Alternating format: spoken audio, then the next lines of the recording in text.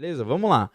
Hoje eu quero responder uma dúvida, que é por que eu me tornei assessor de investimentos, né? Eu sempre pergunto para as pessoas, tá, mas e aí, o que te fez escolher essa função, né? Assessor de investimentos. Por que você escolheu essa função? E eu nunca, acho que eu nunca respondi isso daqui, né? Em nenhum podcast eu nunca respondi, acho que em nenhum vídeo eu nunca respondi, nunca ninguém me perguntou, mas essa é uma dúvida que eu tenho genuína das pessoas, porque essa é uma profissão que ela não é normal, ela não é comum, né? Ela não é como, eu vou virar CLT ali, vou virar bancário, ou então, eu vou, sei lá, vou começar a profissão que eu poderia falar aqui, não sei nem que profissão que eu poderia falar, qualquer outra aqui. Vou começar a pintar unha, vou ser manicure, ou então eu vou fazer corte e costura. Meu pai falava muito isso. Ele falava, pô, você não estudar, você vai fazer o quê? Corte e costura? O que você vai fazer? Mal sabia ele que também para fazer corte e costura, ou ele sabia, na verdade, porque ele fez corte e costura, né? Ele trabalhou com isso há muitos anos. Então, as pessoas falam isso muito de, pô, se você não estudar, você não vai ser ninguém na vida. E isso já me puxa um gancho aqui, né? Que a gente fica falando, pô, tem que ser CLT, você tem que ter um bom emprego e tudo, né? E assessor de investimentos é uma profissão totalmente distinta, totalmente diferente do que a gente vê do tradicional do mercado, né? E aí entra um ponto muito interessante que é, você já leu aquele livro Pai Rico, Pai Pobre? Deve ter lido. Se você não leu, se você não leu é boa, né? Se você não leu, você deve saber o conceito, você deve minimamente conhecer aí o que se passa por dentro desse livro, né? Do Pai Rico, Pai Pobre.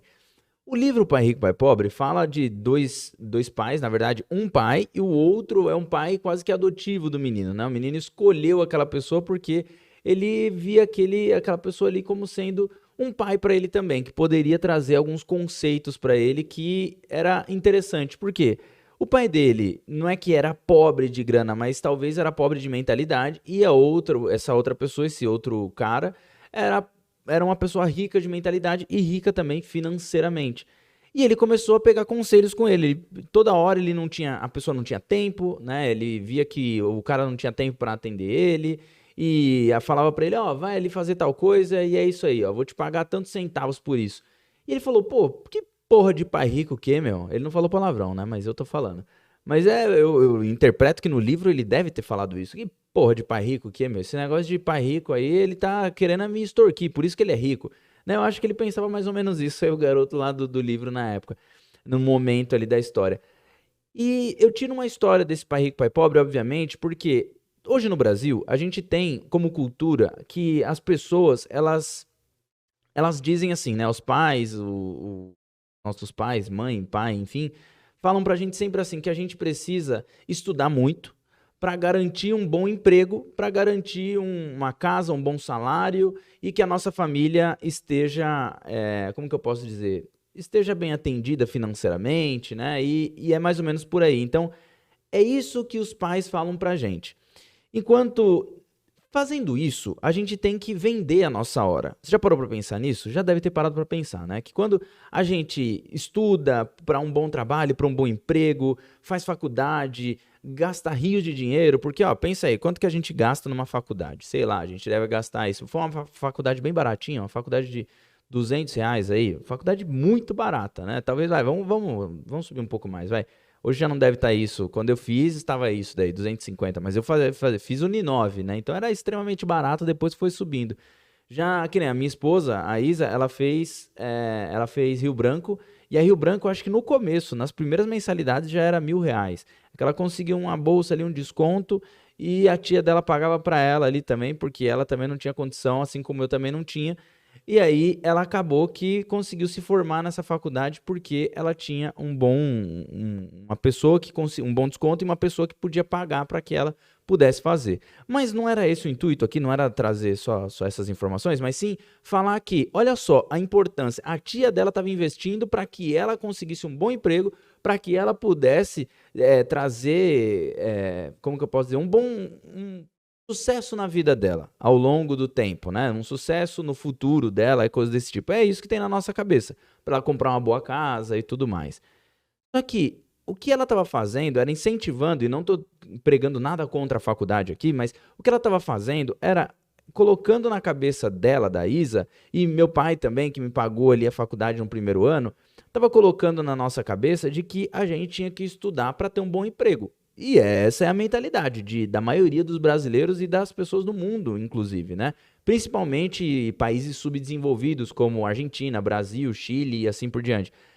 Esses países, por natureza, pensam muito nesse futuro onde a gente possa ter um salário que seja contínuo, né, que seja fixo, que ele cresça aos pouquinhos, mas que a gente cresça quando mude de emprego, mas que a gente tenha essa estabilidade. E ter estabilidade é justamente o problema aqui, vamos dizer assim, né?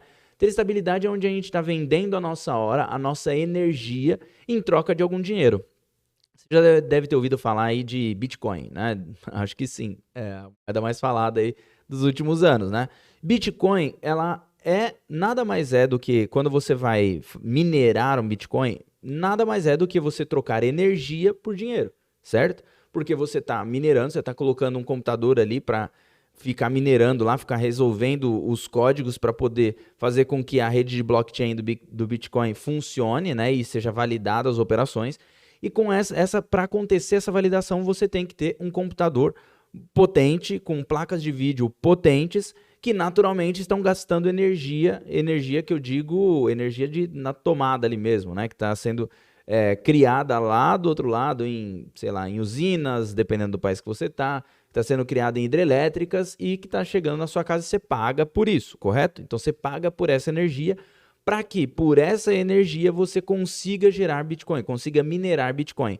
É a mesma coisa que acontece no nosso trabalho. Quando a gente está trabalhando para alguém, naturalmente a gente está vendendo a nossa energia. E a nossa energia, ela é gerada como?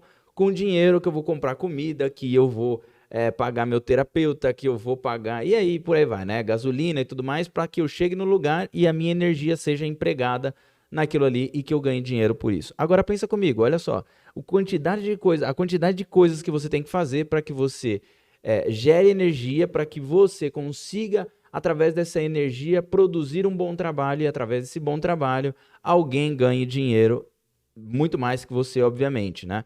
Mas não estou falando nada aqui de populismo, de comunismo, de nada disso, não tem nada a ver com isso.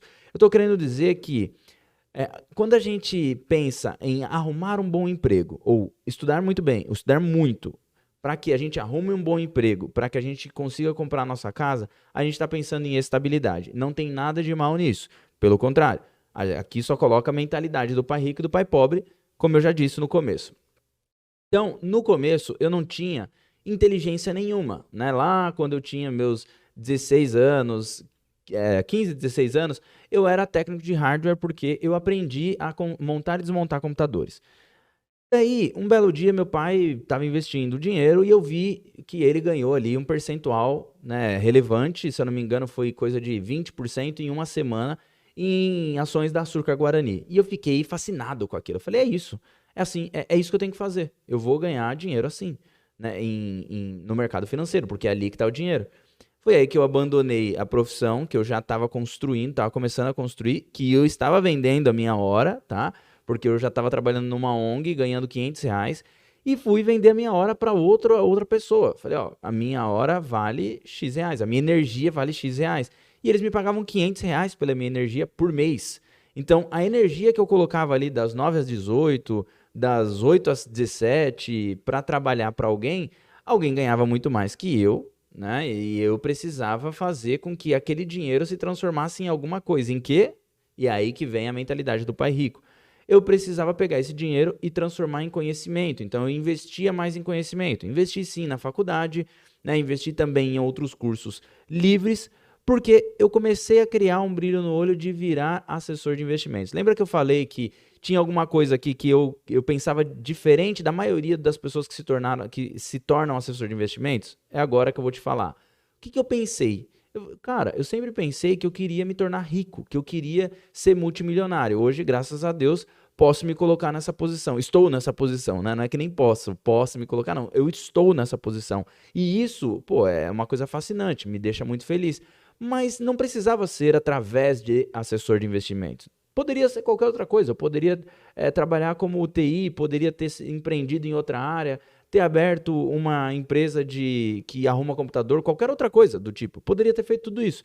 Mas não, eu escolhi assessor de investimentos. Então, eu me tornei, respondendo aqui a dúvida do podcast, vamos dizer assim, eu me tornei assessor de investimentos porque eu queria ganhar dinheiro. Porque eu queria me tornar multimilionário. E eu vi que através da assessoria, dessa profissão, eu poderia me tornar multimilionário, eu poderia me tornar uma pessoa financeiramente independente.